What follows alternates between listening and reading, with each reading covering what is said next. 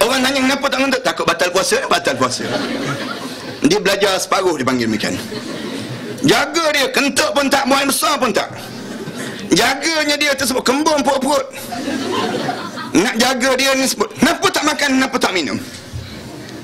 Kalau kita nak menipu, kita boleh menipu. Orang perempuan, kalau dia nak menipu, lagi senang dia nak menipu. Orang tanya kenapa tak puasa? Uzur. Siapa yang tahu dia uzur? Orang perempuan, kalau dia nak menipu, lagi senang dia menipu. Kan waktu mana nak berbuka tu, dia masak nasi, dia masak makanan. Sunat kan dia test makanan sebut. Dia test kecap makanan sebut. Waktu mana dia kecap tengok tak ada orang, ambil semangkuk hiruk sorang-sorang. Kalau dia nak menipu, dia boleh menipu. Tapi kenapa dia tak menipu?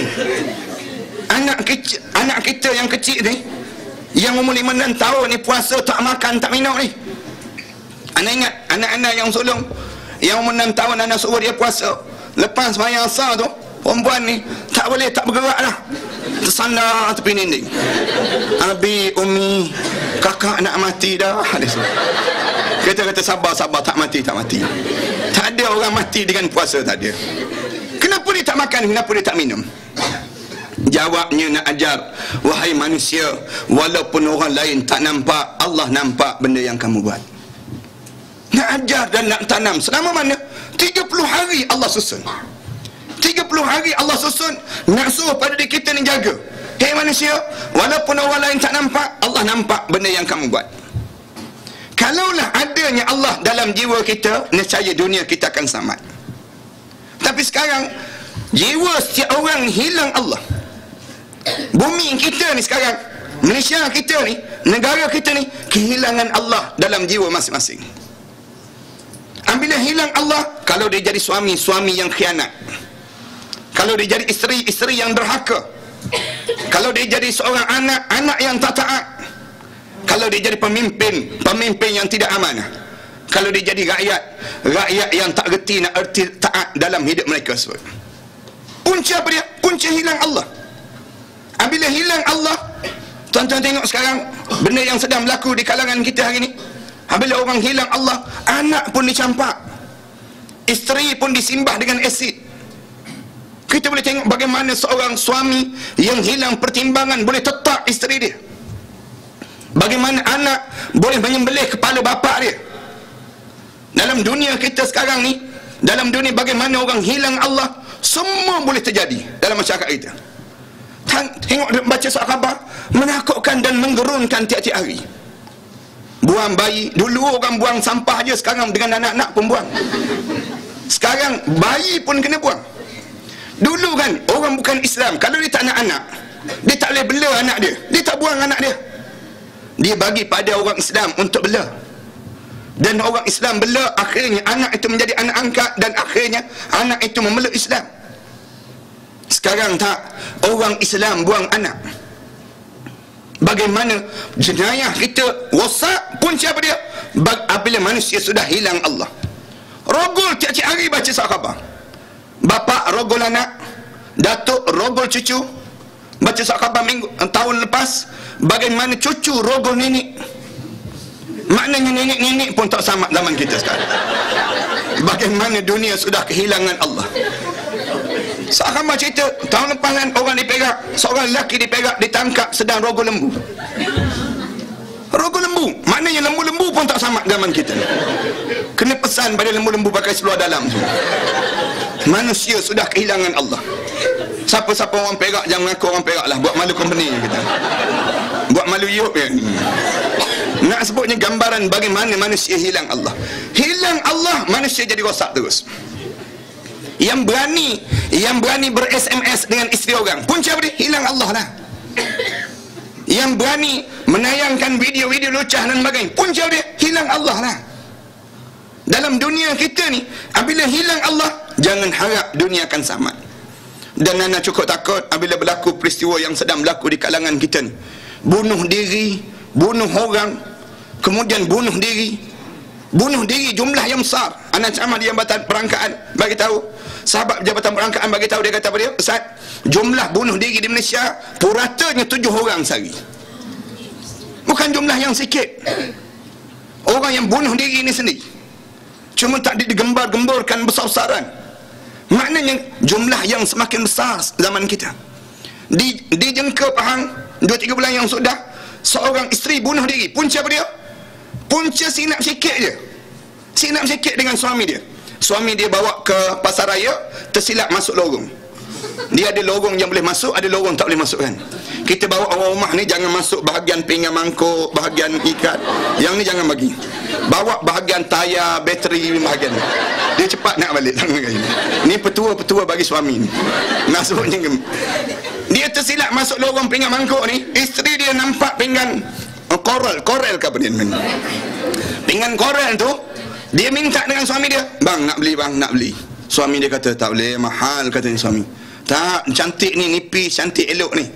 Dia kata tak, suami dia kata anak kita seorang, tak payahlah. Suami dia cerita ni, isteri ni minta juga, minta. Akhir suami ajak, jom balik. Balik atas kereta minta lagi, bang saya berkenan dah dengan pinggang tadi. Nak juga. Suami dia kata kita baru seorang anak seorang baru, hadiah kahwin dulu pun tak guna, banyak lagi tak guna. Bagi tahu sampai di rumah bagi tahu lagi, bang saya nak juga pinggan tu. Beria kalau dah nak minta dengan suami, saya nak juga, saya tak peduli, saya nak juga, kata suami. Kalau begitu tunggu dah dapat duit kutu nantilah, senang. Nak sebuahnya gambaran minta beria tersebut. Kata isteri nak juga sekarang juga, nak suruh dengar azan. Suami kata tak payah. Suami pun kata nak pergi semayang, isteri kata kalau abang tak beli juga, saya bunuh diri bang. Katanya suami takkanlah kerana pinggan mangkuk ni nak bunuh diri. Isteri dia sebut tetap percaya tunggu. Suami dia pergi semayang.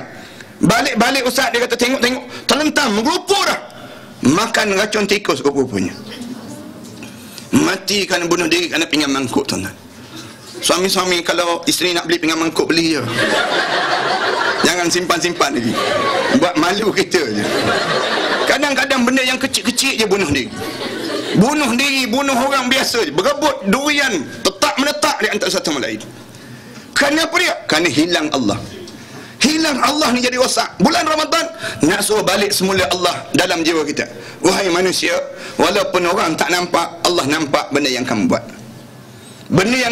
Jangan tunggu punch card, jangan tunggu ada rakaman, jangan tunggu yang ni. Rakaman Allah sentiasa merakam perbuatan yang kamu lakukan. Kalau dia jadi seorang pegawai yang amanah dalam hidup dia, punca apa dia? Punca dia sudah merasa Allah wujud dalam diri dia tersebut. Yang pertama. Yang kedua, Allah nak suruh menguatkan takwa pada Allah ni, dia ada 3 unsur. Dan 3 ni perlu diservis dalam bulan Ramadan. Yang pertama dipanggil akidah. Yang kedua, untuk menguatkan, untuk mengembalikan takwa dalam jiwa, ibadah kita pada Allah. Macam mana Allah nak susun ibadah? Allah suruh kita puasa bermula pada subuh sampai maghrib. Kenapa subuh sampai maghrib? Kenapa Allah tak suruh kita puasa bermula daripada zuhur sampai isyak? Kenapa kita tak puasa bermula pada asar sampai subuh besok? Kenapa mesti subuh sampai maghrib? Jawabnya, ulama-ulama jawab, dia kata kerana 2 waktu ini kebanyakan orang tinggal sembahyang. Subuh, ramai orang sembahyang subuh gajah dia panggil, subuh dinosaur dia panggil. Subuh yang 7.30, subuh dinosaur lah tu. Berapa ramai orang yang payah nak bangun sembahyang subuh. Macam mana cara Allah nak suruh bangun sembahyang subuh? Allah jadikan satu program sahur sebelum mana subuh. Allah programkan, Allah tarik makan sarapan pagi tu, Allah tarik sebelum mana subuh lagi. Allah tahu manusia ni kalau sebut bak makan sanggup bangun. Letak 10 jam loceng bawah katil dia, dentum-dentum jam loceng dia tersebut, rela bangun dia. Kalau tak bangun sahur, besok jangan siapa tegur dia. Tegur makan lampau tawa tak kena gaya. Dia jadi garang terus. Sebab tu bangun sahur. Rasulullah sebut tasahharu walau bitamratin fa innaha barakah. Sahurlah kamu walaupun kamu dah kenyang, walaupun dengan sebiji kurma, kerana di sana ada keberkatan yang Allah sediakan untuk diri kamu. Bangun kita. Sebab tu sahur jangan sahur awal sangat, jangan. Sahur pukul 12 tengah malam dia. Orang tanya kenapa sahur awal? Bimbang ustaz, bimbang tak bangun sahur besok dia kata. Dia bimbang tak bangun sahur, dia tak bimbang tak bangun sembahyang subuh. Nak suruh bangun sembahyang subuh, Allah jadikan sahur. Satu sahur dekat-dekat dengan subuh. Sahur dekat-dekat subuh 5.50 misal contohnya. Jadual kita misal contoh demikian. Kemudian sahur 5.30 mula sahur lah. 5.30 dengan tujuan lepas pada makan terus sembahyang subuh. Cara yang disusun. Jangan lepas pada makan buat kuih gulung dulu, jangan. Tergulung dalam kain simut, buat kuih gulung tu. Menunggu saat subuh. Tahu-tahu hanyut dia tersebut. Jangan. Lepas pada sahur sembahyang subuh terus. Satu sahur dekat-dekat dengan subuh ni. Cuma dalam kalender Melayu kita ni dia ada waktu imsak. Kalender Melayu je. Kalender Arab tak ada pun waktu imsak. Tak ada. Anda pernah tanya guru anak, kenapa kalender Melayu ada waktu imsak, kalender Arab tak ada waktu imsak? Guru anak dia jawab, dia kata orang Melayu kita ni kuat makan dia tu. Kalau kita tak buat waktu imsak, dia tak sempat nak break, tak pernah gaya.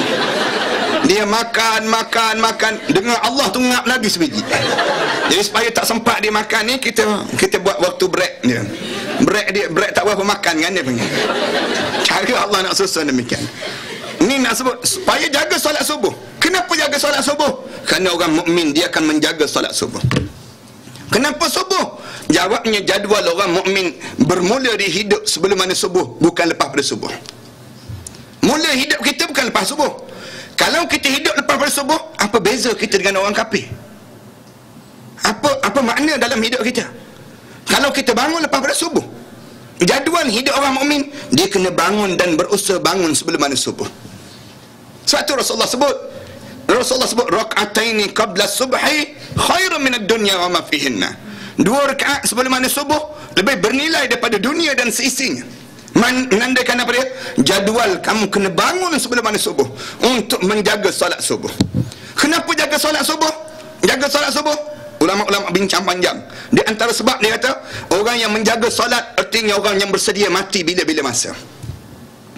Orang yang tak jaga solat, masuk waktu nak suruh solat jaga dia, bukan dia jaga solat, tanda orang ni tak bersedia untuk mati bila-bila masa. Kenapa dia? Solat menggambarkan panggilan Allah. Allah melatihkan diri kita untuk bersedia untuk menghadap depan Allah bila-bila masa dalam hidup kita. Cara Allah susun demikian. Nak suruh jaga solat maghrib, Allah jadikan program berbuka puasa. Sekali lagi Allah programkan makan. Bulan Ramadan kita balik awal. Kan tuan-tuan balik awal ke tak ni? Jadual balik awal kan? Bagi tahu pada bos balik awal sikit bos. Bos hanya kenapa balik awal? Ramadan ni baru Ramadan, tak faham bos aku ni. Ramadan ni bos, balik awal sikit. Bos hanya kalau balik lewat tak boleh bos. Jam, tahu jam? Jam bos dia sebut. Kena balik awal sikit. Kenapa mesti balik awal? Sama je. Dalam bulan Ramadan balik awal semua. Suami pun balik awal, semua duduk di meja makan. Nunggu saat berbuka. Tolong isteri tengok jam. Masa yang paling kerap tengok jam bulan Ramadan. Bulan lain jarang tengok jam. Bulan Ramadan ni paling kerap tengok jam. Kita bersedia bila mana masa. Tolong isteri ni. Tolong isteri bulan paling romantik dalam dunia. Bulan gencatan senjata dipanggil. Masuk Syawal perang balik. Nak sebut bulan Ramadan, tolong isteri sediakan hidangan, letak meja makan, isteri memandang atas bawah. Rupa-rupanya aku ada suami, rupa-rupanya katanya. Bau perasan ada suami dalam hidup dia sebut. Sebab itulah Rasulullah sebut saat inilah saat yang paling indah dalam hidup. Tuan-tuan, kalau tuan-tuan makan dekat maghrib bulan lain dengan makan dekat maghrib dalam bulan Ramadan, waktu mana maghrib kita makan dalam bulan Ramadan, kita akan rasa jauh perbezaan.